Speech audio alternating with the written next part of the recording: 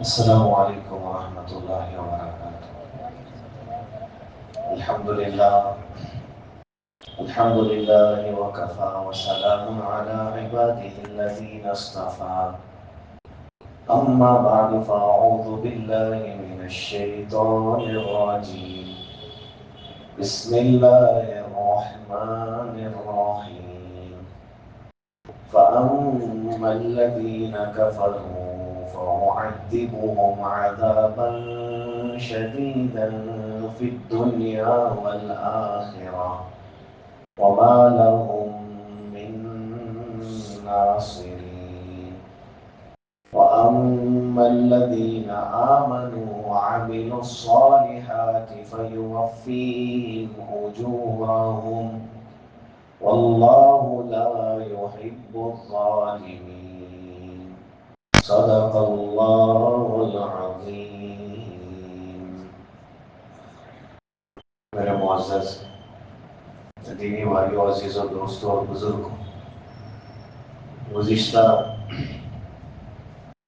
جس آیت کی تفسیر ہوئی اس میں حضرت عیسیٰ علیہ السلام کے سلسلے میں جو ایمان والوں کا عقیدہ ہونا چاہیے اس کی وضاحت ہوئی، کیونکہ یہودی حضرت عیسیٰ علیہ السلام کے بارے میں اس عقیدے کے قائل ہیں کہ انہوں نے حضرت عیسیٰ علیہ السلام کو قتل کر دیا، اور عیسائی ان کا یہ ماننا ہے کہ حضرت عیسیٰ علیہ السلام اللہ کے بیٹے ہیں، اور یہودیوں نے انہیں سولی پر چڑھا دیا تھا۔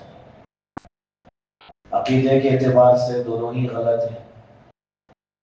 رہا ایمان والوں کا عقیدہ، حضرت عیسیٰ علیہ السلام اللہ کے نبی اور رسول ہیں، بغیر باپ کے اللہ کے حکم سے اللہ پاک نے ان کو پیدا فرمایا، بہت سارے معجزات اللہ پاک نے ان کو عطا فرمائے، انہوں نے لوگوں کو دین کی طرف بلایا، یہودی دشمنی میں آ کے ان کو ختم کرنے کی کوشش کرنے لگے۔ جب قتل کرنے کے ارادے سے آئے تو اللہ پاک نے حضرت عیسیٰ علیہ السلام کو آسمانوں پر اٹھا لیا۔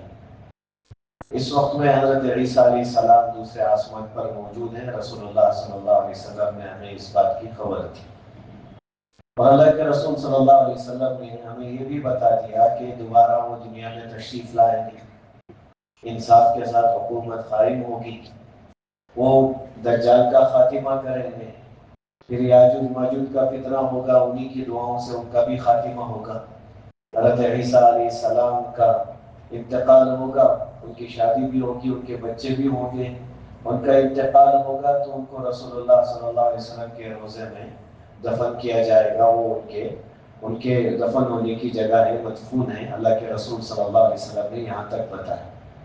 اب جو اختلاف ہے عیسائیوں کا، یہودیوں کا جو اختلاف ہے، اللہ پاک نے گزشتہ آیت کے آخر میں یہ فرمایا تھا فَأَحْكُمُ بَيْنَكُمْ، میں تمہارے درمیان میں فیصلہ کر دوں گا۔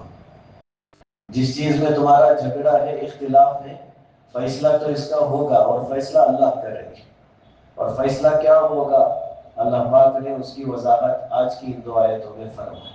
اللہ نے فرمایا فَأَمَّا الَّذِينَ كَفَرُوا، جن لوگوں نے اختلاف کر کے کفر اختیار کر لیا، جنہوں نے انکار کیا، جو کافر بن گئے، اللہ نے ان کے بارے میں سنایا فَأُعَذِّبُهُمْ عَذَابًا شَدِيدًا، اللہ تعالیٰ انہیں بہت سخت سزا دیں گے۔ اور یہ سزا کہاں کہاں ہوگی؟ اللہ پاک نے فرمایا فی الدنیا والآخرہ، اللہ تعالیٰ انہیں دنیا میں بھی عذاب دیں گے اور آخرت میں بھی عذاب دیں گے۔ وَمَا لَهُم مِّن نَاصِرِينَ، اور ان لوگوں کا کوئی مددگار نہیں ہوگا۔ تو جو کافر ہیں ان کا انجام اللہ پاک نے یہاں بتایا کہ ان کی دنیا بھی اور ان کی آخرت بھی دونوں برباد ہونے والی ہیں، کیونکہ یہ ان کی جو زندگی گزر رہی ہے یہ اللہ کی ناراضگی کے ساتھ ہے۔ اسی لیے دنیا کی کامیابی ہو یا آخرت کی کامیابی ہو، اس کا جو دار و مدار ہے یہ اللہ کی رضامندی کے ساتھ جڑا ہوا ہے۔ اللہ ناراض ہو جائے گا تو پھر دنیا کی زندگی چاہے جتنے بھی نقشے کامیابی کے نظر آ رہے ہوں، لیکن حقیقت میں وہ کامیابی نہیں۔ یہ بہت بڑی گمراہی ہے لوگوں کی کہ لوگ یہ سمجھتے ہیں کہ سب سے پہلے بہت زیادہ کوشش کرو اور پیسے کماؤ، پھر ان پیسوں کے بعد یہ سوچتے ہیں کہ ان پیسوں سے بہت زیادہ چیزیں اختیار کی جائے، بہت سارے اشیاء کو جمع کیا جائے، پھر یہ سوچتے ہیں کہ ان چیزوں میں ہم اپنا سکون تلاش کریں یا پھر اپنی شہرت تلاش کریں۔ یہ بہت بڑا دھوکہ ہے۔ جنہوں نے اپنی ساری صلاحیتیں اس کے پیچھے لگائیں، جن کی زندگی کا بڑا حصہ مال کمانے کے پیچھے لگے، اور پھر اسی مال سے انہوں نے ایسی چیزیں خریدی جس میں انہوں نے سکون محسوس کیا، وہ سکون تلاش کرنے کے لیے اس کے پیچھے پڑ گئے، تو پھر اس سکون کے راستے کو تلاش کرنے کے لیے پتہ نہیں کیسے کیسے چیزیں اختیار کی۔ علماء نے لکھا ہے کہ ایسے لوگوں کو پہلی بات تو سکون نہیں ملتا۔ سکون حاصل کرنے کے لیے جو طریقہ اختیار کرتے ہیں وہ بھی غلط ہوتا ہے۔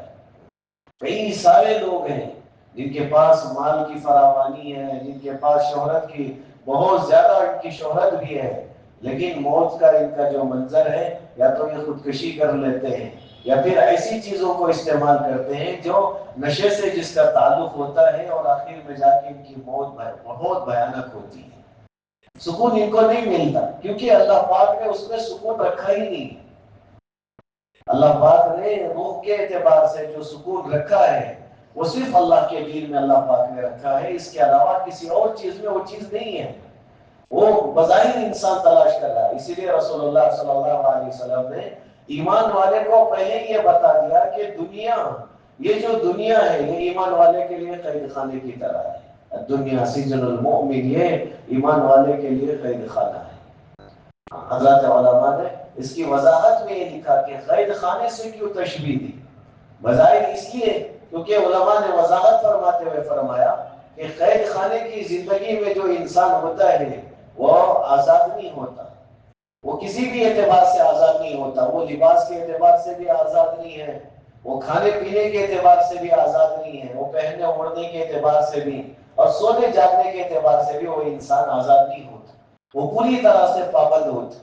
اللہ کے رسول نے فرمایا دنیا کی زندگی ایمان والے آزادانہ زندگی گزارنے کے لیے نہیں آئے ہیں، بلکہ وہ پابندی والی زندگی گزارنے کے لیے آئے ہیں۔ اور دوسری چیز اللہ کے رسول صلی اللہ علیہ وسلم نے فرمایا، یہ اللہ کے رسول کے اس فرمان سے علماء نے وضاحت فرماتے ہوئے فرمایا کہ کبھی کوئی جیل میں موجود انسان جیل سے محبت نہیں کرتا، اسے دل نہیں لگاتا، جتنے سال بھی رہ جائے لیکن اس کا دل جیل سے نہیں لگتا، اس کا دل باہر ہی رہتا ہے۔ اسی لیے علماء نے وضاحت کرتے ہوئے فرما دیا کہ جتنے سال بھی دنیا میں رہیں لیکن اسے دل لگانے کے لیے نہیں ہے، یہ دل لگانے کی جگہ ہی نہیں ہے۔ ایک مضمون میں نے پڑھا کہ ایک بادشاہ نے بڑا خوبصورت محل بنایا، لوگ اسے آ کے دیکھ رہے تھے، بادشاہ نے اعلان کر دیا کہ جو اس محل میں آئے اسے تھوڑا وقت دیا جائے گا، وہ محل کے اندر چکر لگائے، ساری چیزوں کو دیکھ لے، پھر واپس آ کے اتنے وقت میں واپس آ کے باہر آ کے جتنی چیزیں میں نے محل میں سجائی ہیں اگر وہ بتا دے تو یہ محل اسے ہدیے میں دے دیا جائے گا، لیکن اگر نہیں بتا پایا تو پھر اس کی گردن اڑا دی جائے گی۔ دونوں چیزیں رکھی، مثال سمجھانے کے لیے مضمون میں یہ بات لکھی ہے کہ یہ دونوں چیزیں تھیں کہ یہ طے شدہ بات ہے کہ وقت میں دیا جائے گا، اس وقت میں محل کے سارے نقش و نگار کو محفوظ کر کے ہر قیمتی چیز کو آپ کو دیکھ کے واپس آ کے آپ کو بتا دینا ہے، اور بتانے پر پھر آپ کو یہ خود بخود تمہارا ہو جائے گا، لیکن اگر نہیں بتایا تو پھر تمہاری گردن مار دی جائے گی۔ بہت سارے لوگ نوجوان آئے بتا نہیں پائے تو ان کی گردن مار دی۔ آخر میں ایک دیہات میں موجود ایک نوجوان آیا، اسے دیکھ کے خود درباریوں کو لگا کہ اس کی پکا گردن جانے والی ہے۔ انہوں نے کہا کہ اپنی جان کو کیوں ضائع کرنا چاہتا ہے؟ جلاد نے کہا کہ بہت سارے ہوشیار لوگ آئے لیکن سب کی گردن مار دی گئی ہے، کسی نے بتایا ہی نہیں، اب تو آ کے کیوں یہ ساری کوشش کر رہا ہے؟ اس نے کہا کہ مجھے کوشش کرنے دو، میں خود تیار ہو کے آیا۔ بادشاہ نے اسے ایک وقت دیا، جب وہ اندر گیا تو اس وقت سے پہلے وہ واپس باہر آیا اور اس نے سارے محل کی سارے نقش و نگار کو، ہر قیمتی چیز کو، جو کچھ بنایا تھا سب اس نے بتا دیا۔ بادشاہ نے اسے ہدیے میں وہ چیز دے دی، اور دینے کے بعد بادشاہ کو تعجب ہوا کہ جب اتنے سارے لوگ نہیں بتا پائے تو یہ نوجوان کیسے بتا دیا. تو بادشاہ نے اسے بلا کے پوچھا یہ محل تو اب تمہارا ہو ہی گیا ہے، لیکن بس اتنا بتاؤ کہ یہ تم نے اتنے وقت میں کیسے کری. تب اس نوجوان نے بتایا جب میں آیا تو میں نے پہلے باہر کے حصے سے دیکھ چکا تھا، اب جب اندر داخل ہوا اس وقت میں جب آپ نے میرے سامنے شرط رکھی کہ اتنی دیر میں سب کچھ دیکھ کے بتا دینا ہے، اس کے بعد یہ محل میرا ہو جائے گا، تو پھر میں نے طے کر لیا کہ کسی بھی چیز کو اطمینان سے نہیں دیکھوں گا. مجھ سے پہلے والوں نے غلطی یہ کی، جس چیز کو دیکھا اس کی خوبصورتی میں ایسے ڈوب گئے کہ اس کی بعد کی چیزوں کو دیکھنے کا موقع نہیں ملا، ان کا وقت ختم ہو گیا. باغیچے کو دیکھا تو اتنا اچھا لگا، اس کے اندر چلے گئے، اسی میں سارا وقت ضائع کر دیا. میں نے ویسے نہیں کیا، سرسری ہر چیز کو دیکھا، کیونکہ اتنے وقت میں باہر آ کے اگر میں نے بتا دیا بعد میں تو یہ میرا ہو کر ہی رہے گا، پھر میں بڑے اطمینان سے ہر چیز کو دیکھ لوں گا، اس لیے میں نے اس میں وقت ضائع نہیں کیا. نیچے جنہوں نے مضمون لکھا انہوں نے یہ لکھا ہے کہ جو بادشاہ ہے وہ اللہ رب العزت ہے، جو وقت دیا ہے وہ دنیاوی زندگی کا وقت ہے. اللہ پاک نے بڑا مختصر وقت دیا اور دنیا میں تھوڑا سا وقت گزارنے کے لیے اللہ نے موقع دیا، اور صرف اتنے وقت میں جو اپنے آپ کو پوری طرح سے پابندی سے باہر نکال کے لے آ جائے، اللہ نے فرمایا یہ تو بہت چھوٹی ہے، اس سے کئی گنا زیادہ جنت تمہیں ملنے والی ہے. یہاں وقت ضائع کرنا ہی نہیں ہے، جو فیصلہ ہے وہ آخرت کا ہے، وہاں سب کچھ تمہیں ملے گا. اس لیے مثال سے یہ سمجھایا گیا کہ یہ وہ جگہ ہے جہاں ہمیں دل لگانے کے لیے نہیں بھیجا گیا. یہ دنیاوی زندگی بڑی قیمتی ہے. رسول اللہ صلی اللہ علیہ وسلم نے فرمایا الدنیا مزرعۃ الآخرہ، دنیا آخرت کی کھیتی ہے. ہونا تو یہی ہے، لیکن بجائے اس کے اپنے آپ کو دوسری چیزوں میں لگا لینا، آخرت کے لیے اپنے آپ کو تیار نہیں کرنا، یہ انسان کے لیے بڑے خسارے کی بات ہے. کیونکہ ہمارے روح کو جو سکون پہنچانے والی چیز ہے وہ دین ہے، اس سے ہٹ کر کسی اور چیز سے سکون نہیں مل سکتا. بظاہر انسان کئی ساری شکلیں اختیار کر رہا ہے. نوجوان یہ سوچ آج بڑی بے چینی ہے، چلو تھوڑا سا نشہ کر لیتے ہیں، لیکن اس نشے کے بعد پھر اور دوبارہ بے چینی ہو رہی ہے، پھر نشے میں جا رہے ہیں، زندگیاں ان کے خطرے میں جا رہی ہیں. اور کتنے سارے ہیں، اس نشے کی تو بات بہت دور کی ہو گئی، بہت سارے لوگوں کو گانے سننے کی عادت پڑ چکی ہوتی ہے، اور بہت ساروں کو موبائل کی عادت پڑ چکی ہوتی ہے. وہ بھی ایک عجیب طریقے کا نشہ ہے، اس کے بغیر ان کو سکون نہیں مل رہا ہوتا، اسے دیکھ کے بغیر ان کو چین نہیں آ رہا ہوتا. لیکن اللہ تعالیٰ نے قرآن میں فرمایا کہ دلوں کا جو سکون ہے نا وہ اللہ نے اپنے ذکر میں رکھا. اللہ بذکر اللہ تطمئن القلوب، دلوں کو جو اطمینان اللہ پاک نے رکھا ہے وہ اللہ پاک نے اللہ کے ذکر میں ہی رکھا ہے. اگر وہ چیز نہیں ہے باقی ساری چیزیں ہیں. ایسا ہے جیسے انسان کا جسم موجود ہے لیکن روح نہیں ہے، اور بغیر روح کے انسان بیکار ہے. اللہ پاک نے روح کا جو نظام چلایا ہے یہ اتنا اہم نظام ہے. جسم کے جتنے اعضاء ہیں ہر عضو کو الگ الگ کام دیا. آنکھ کا الگ کام ہے، جو کام آنکھ کا ہے وہ جسم کا دوسرا عضو نہیں کر سکتا. ہاتھ کو الگ کام دیا، جو کام ہاتھ کا ہے وہ دوسرے عضو نہیں کر سکتے. پاؤں کو الگ کام دیا، یہ چلتے ہیں، کوئی انسان سر کے بل نہیں چلتا، پاؤں سے ہی چلتا ہے. ہر کام کو الگ الگ اعضاء کو الگ الگ کام دیے، لیکن ان سب کو لا کے اللہ پاک نے روح کے ساتھ جوڑا. وہاں آ کے یہ سب ایک ہو جاتے ہیں. جب انسان میں روح ہے تو اس کے ہاتھ کو درد و آنکھ سو آنکھ سے آتے ہیں. جب انسان کے اندر روح ہے اس کے پیر میں تکلیف ہو سارا جسم بے چین ہو جاتا ہے. یہ اللہ نے جوڑا ہوا ہے، اس کے ساتھ یہ نظام اللہ نے روح کے ساتھ جوڑا ہوا ہے.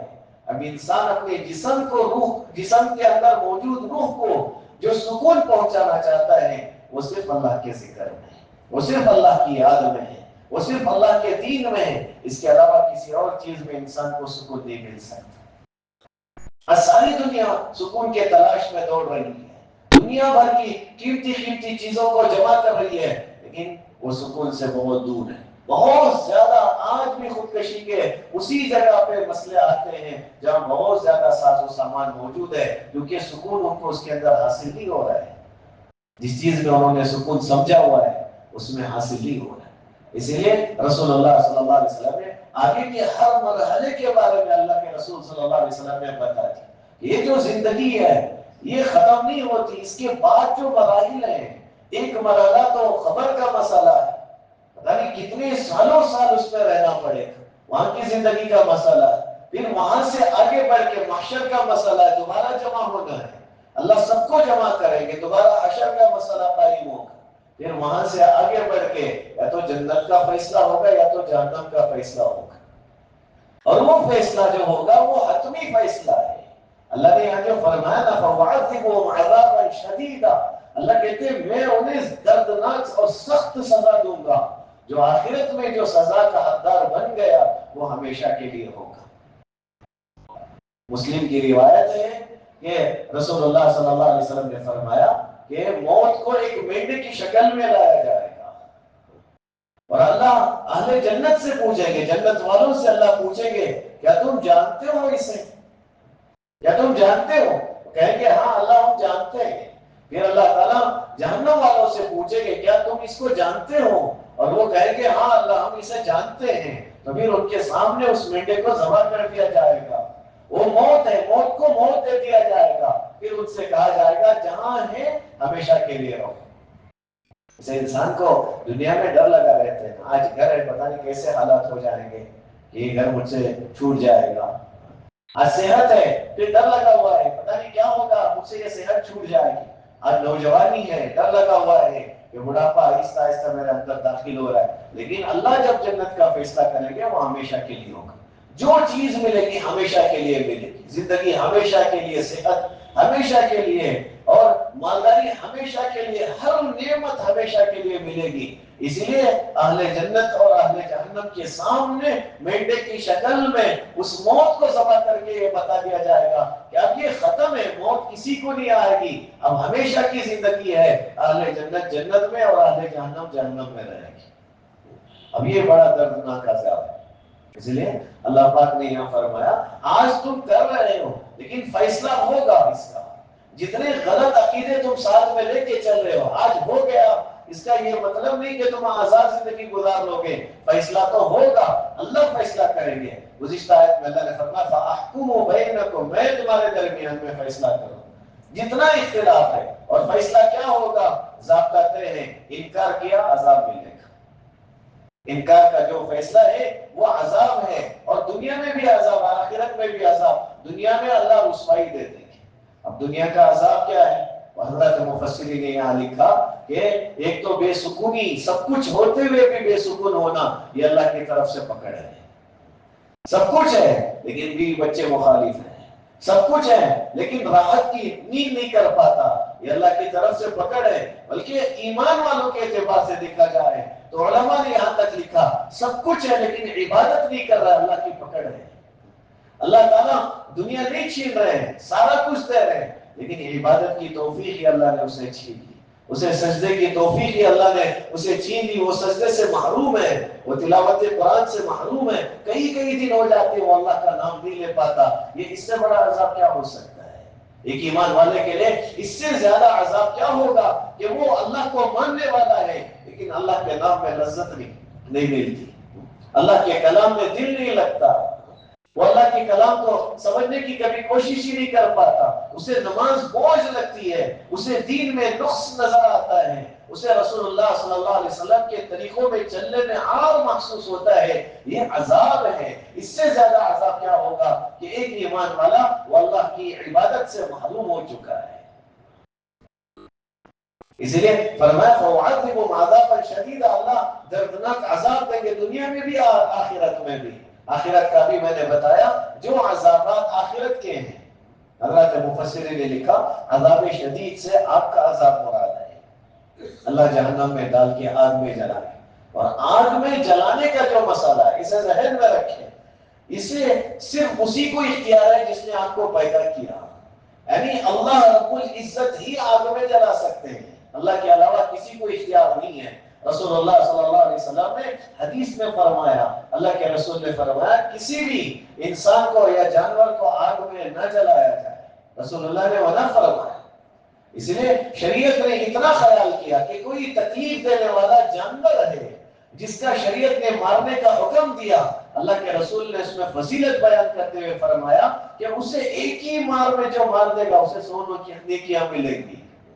حالانکہ وہ تکلیف دینے والا ہے، اسے مارنے میں بھی رسول اللہ صلی اللہ علیہ وسلم نے اس کا خیال کیا۔ اللہ کے رسول کی شریعت میں یہ بتایا گیا کہ مارو ایسے کہ اسے تکلیف نہ پہنچے۔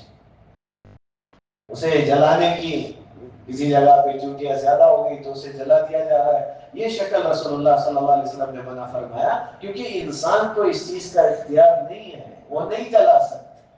عذاب تو اللہ دیں گے اور آخرت میں دیں گے۔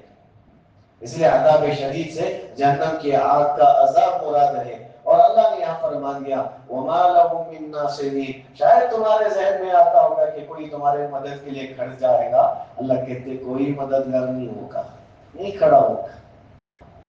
جس دن کوئی اپنا ہمارے ساتھ کھڑے ہونے کو تیار نہیں ہوگا، کون ہوگا تمہاری مدد کے لیے سامنے آئے گا؟ اللہ کہتے وَمَا لَهُم مِّن نَاصِرِينَ، ان کا کوئی مددگار نہیں ہوگا۔ اور ایمان والوں کا مسئلہ اللہ نے فیصلہ سناتے ہوئے فرمایا، یہ تو کافروں کا فیصلہ ہے، رہا ایمان والوں کے فیصلے کا مسئلہ وَأَمَّا الَّذِينَ آمَنُوا، اور جو لوگ مومن تھے، جنہوں نے ایمان لایا ہوا تھا، وَعَمِلُوا الصَّالِحَاتِ، اور انہوں نے نیک اعمال کیے تھے۔ اب نیک اعمال کون سے؟ اللہ کے ہر حکم کو رسول اللہ صلی اللہ علیہ وسلم کے طریقے پر پورا کرنا، یہ نیک عمل ہے۔ اللہ کے احکام کو پوری طریقے سے اسے ادا کرنا، لیکن طریقہ رسول اللہ صلی اللہ علیہ وسلم کا ہو، یہ نیک اعمال ہیں، چاہے وہ حقوق اللہ میں ہو یا حقوق العباد میں ہو۔ اسی لیے رسول اللہ صلی اللہ علیہ وسلم نے ہر چیز بتائی، حقوق اللہ بھی بتائی، حقوق العباد بھی بتائی۔ اللہ کے رسول صلی اللہ علیہ وسلم کی جو روایت ہے، نبی نے فرمایا نماز ایسے پڑھو جیسے مجھے پڑھتا ہوا دیکھتے۔ اور وضاحت میں علماء نے کیا فرمایا، یہ صرف نماز کی بات نہیں ہے، یہ سارے عمل کی ہے، یہ روزے کا بھی ہے، یہ زکوٰۃ کا بھی ہے، یہ حج کا بھی ہے، یہ زندگی گزارنے کا بھی ہے۔ اللہ کے رسول صلی اللہ علیہ وسلم نے، اسی لیے اللہ کے رسول کی زندگی کا ہر حصہ صحابہ نے امت تک پہنچایا، کیونکہ پتہ چلے کہ کس موقع پہ رسول اللہ نے کیا کیا۔ ایک واقعہ ذہن میں آیا، ایک صحابی دیہات کے رہنے والے، ظاہر ان کا نام تھا، یہ دیہات سے مدینے میں آتے تھے، اور جب بھی آتے تھے دیہات سے اگنے والی کچھ چیزیں رسول اللہ صلی اللہ علیہ وسلم کو ہدیہ لے کر آتے تھے، اور اللہ کے رسول صلی اللہ علیہ وسلم ان کا ہدیہ قبول کرتے تھے۔ اور جب یہ واپس جاتے تھے تو رسول اللہ صلی اللہ علیہ وسلم ان کو ہدیہ دے کر واپس کرتے تھے۔ ایک دن یہ مدینے میں بازار میں بیٹھ کے اپنی چیزیں فروخت کر رہے تھے، اللہ کے رسول صلی اللہ علیہ وسلم آئے اور پیچھے سے آ کے رسول اللہ صلی اللہ علیہ وسلم نے ان کی آنکھوں پہ ہاتھ رکھ دیا، اور اللہ کے رسول صلی اللہ علیہ وسلم پیچھے کھڑے ہو گئے۔ اب یہ کس کا عمل ہے اور کس کے ساتھ کیا جا رہا ہے؟ علماء نے لکھا ہے جس صحابی کے ساتھ اللہ کے رسول یہ کر رہے تھے وہ شکل کے اعتبار سے اتنے خوبصورت نہیں تھے، یہ دیہات کے صحابی ہیں، یہ آرے کاروبار کے لیے اللہ کے رسول کے پاس آیا جایا کرتے تھے، لیکن نبی کو ان سے کتنی محبت ہے۔ اللہ کے رسول صلی اللہ علیہ وسلم نے کیسی محبت کر کے دکھایا کہ اس دیہاتی کے آنکھ پہ اللہ کے رسول نے ہاتھ رکھ لیا ہے۔ جب ان کو صحابی کو محسوس ہوا کہ رسول اللہ صلی اللہ علیہ وسلم نے، انہوں نے موقع کا فائدہ اٹھایا اور اپنی پیٹھ کو رسول اللہ سے لگا لیا اور لگ کے بیٹھ گئے۔ رسول اللہ صلی اللہ علیہ وسلم نے مذاق میں ان سے یہ لوگوں سے پوچھنا شروع کیا، کون ہے جو اس غلام کو خریدے گا؟ کوئی ہے جو اسے خریدے گا؟ وہ کہنے لگے رسول اللہ مجھ جیسے بدشکل کو کون خریدے گا؟ اللہ کے رسول نے فرمایا تو بدشکل نہیں ہے، اللہ کے یہاں تو بہت خوبصورت ہے۔ اللہ کے رسول صلی اللہ علیہ وسلم نے ایک صحابی سے جو محبت کر رہے ہیں، ہم جا کے دیکھیں کیسی اللہ کے رسول کی زندگی ہے، کتنی پیاری زندگی ہے۔ اس لیے وَعَمِلُوا الصَّالِحَاتِ میں یہ ساری چیزیں آئی تھیں۔ ہم جو بھی عمل کر رہے ہیں نا اللہ کے رسول صلی اللہ علیہ وسلم کے طریقے پہ کریں، پھر مزہ آ جائے گا، پھر لذت پیدا ہو جائے۔ اسی لیے اللہ کے رسول کی گھریلو زندگی بھی ہمیں بتا دی گئی، صحابہ کے ساتھ رسول اللہ کا کیا عمل تھا اللہ کے رسول نے اسے بھی بتا دیا، ہر عمل کو رسول اللہ کا ہمیں بتایا گیا، کیونکہ جب ہم حقوق العباد ادا کر رہے ہوں تب بھی ہمیں پتا چلے کرنا کیسا ہے، جب حقوق اللہ کو ادا کر رہے ہو تب بھی ہمیں پتا چلے کہ ہمیں کرنا کیسے۔ وَعَمِلُوا الصَّالِحَاتِ، اللہ نے فرمایا جو لوگ اور وہ لوگ جو نیک کام کیے تھے فَيُوَفِّيهِمْ أُجُورَهُمْ، اللہ تعالیٰ ان کے ایمان اور نیک کاموں کا ان کو پورا بدلہ دے گی، ان کو مکمل اجر ملے گا۔ یہ بڑی فضیلت والی چیز ہے. اللہ نے ایمان کی بھی توفیق دی اور اللہ نے اعمال کی بھی توفیق دی، اور اس کا بدلہ جو ہوگا نا یہ آخرت میں ملے گا. ہر چھوٹی چیز کا، ہر بڑی چیز کا، ایک معمولی چیز جو ہم کر کے بھول بھی جاتے ہیں لیکن وہ اللہ کے یہاں محفوظ ہوتی ہے، اور اللہ تعالیٰ جب اس کا اجر دیں گے تو انسان وہ افسوس کر لے گا کہ جسے میں نے بہت معمولی سمجھا تھا. اسی لیے علماء کہتے ہیں کہ کسی بھی نیکی کو معمولی نہیں سمجھنی چاہیے. امام ابو داؤد رحمۃ اللہ علیہ کے بارے میں لکھا ہے کہ یہ کشتی میں سفر کر رہے تھے تو سامنے سے دوسری کشتی کیا آ رہی تھی، تو ان کو چھینک آئی تو انہوں نے الحمدللہ کہا. تو چھینک کے جواب میں پاس کی کشتی میں بیٹھے ہوئے ایمان والے نے کہا یرحمک اللہ. اب اس کا جواب دینا تھا لیکن کشتیاں پار ہو گئی، ان کی کشتی آگے چلی گئی. تو انہوں نے کشتی چلانے والے کو کہا کہ بھائی مجھے دعا دینی ہے، اس انسان کو تھوڑا سا کشتی پیچھے کر لے. نے کہا درہم لگے گا. ہاں چلے گا، درہم دے دوں گا لیکن واپس لے کے جاؤ. جب واپس دوبارہ گئے اور وہاں جا کے انہوں نے یہدیکم اللہ ویصلح بالکم یہ دعا پڑھی اور واپس آ گئے. قال رسول اللہ صلی اللہ علیہ وسلم نے آ کے بتایا ابو داؤد تم نے ایک درہم میں جنت خرید لی. عمل چھوٹا ہی ہے لیکن جب اللہ دینے پہ آتے تو اللہ تعالیٰ پورا دیتے ہیں. اللہ نے فرمایا فَيُوَفِّيهِمْ أُجُورَهُمْ کمل ملے گا، پورا پورا دیا جائے گا. یہاں اللہ نے یہ بات بتا دی اور آگے اللہ نے فرمایا وَاللَّهُ لَا يُحِبُّ الظَّالِمِينَ اللہ تعالیٰ ظلم کرنے والوں سے محبت نہیں رکھتا. اب ظلم کیا ہے؟ حضرات علماء نے فرمایا، حضرات مفسرین نے، کہ یہاں اس آیت میں جو ظلم کی وضاحت ہے وہ یہود و نصارہ کا عمل ہے. انہوں نے حضرت عیسیٰ علیہ السلام کے بارے میں جو عقیدہ اختیار کیا ہوا ہے یہ ظلم ہے، اور اللہ تعالیٰ کہتے ہیں اللہ ان سے محبت نہیں کرتے. اس کے برخلاف حضرت عیسیٰ علیہ السلام کے بارے میں جو صحیح عقیدہ رکھتے ہیں اللہ ان سے محبت کرتے ہیں. یہ اللہ کی بہت بڑی نعمت ہے. رسول اللہ صلی اللہ علیہ وسلم کے امتی ہو کر حضرت عیسیٰ علیہ السلام کے بارے میں صحیح عقیدہ رکھنے والا اللہ پاک نے ہمیں بنایا. اس پر ہمیں اللہ کا شکر ادا کرنا ہے کیونکہ اس عقیدے کے ساتھ اللہ کی محبت کے حقدار ہم بن جاتے ہیں. اللہ تعالیٰ کو ظالم بالکل بھی پسند نہیں ہے. اللہ لا یحب الظالمین اللہ تعالیٰ ظلم کرنے والوں سے محبت نہیں کرتے. آگے کی کچھ آیتیں ہیں جس میں مزید وضاحت ہے، انشاءاللہ اگلی جمعہ سے آپ حضرات کے سامنے رکھا جائے گا. اللہ سے دعا ہے اللہ تعالیٰ ہمیں صحیح عقیدوں کے ساتھ زندگی گزارنے کی اللہ میں توفیق نصیب فرمائے. الحمدللہ رب العالمین اللهم صل على سيدنا شفيعنا حبيبنا مولانا محمد وبارك وسلم. اللهم لا سهل إلا ما جعلته سهلا وأنت تجعل الحزن سهلا إذا شئت. اللهم أجدنا بتأييدك يا رب العالمين. اللهم إنك عفو كريم تحب العفو فاعف عنا يا كريم.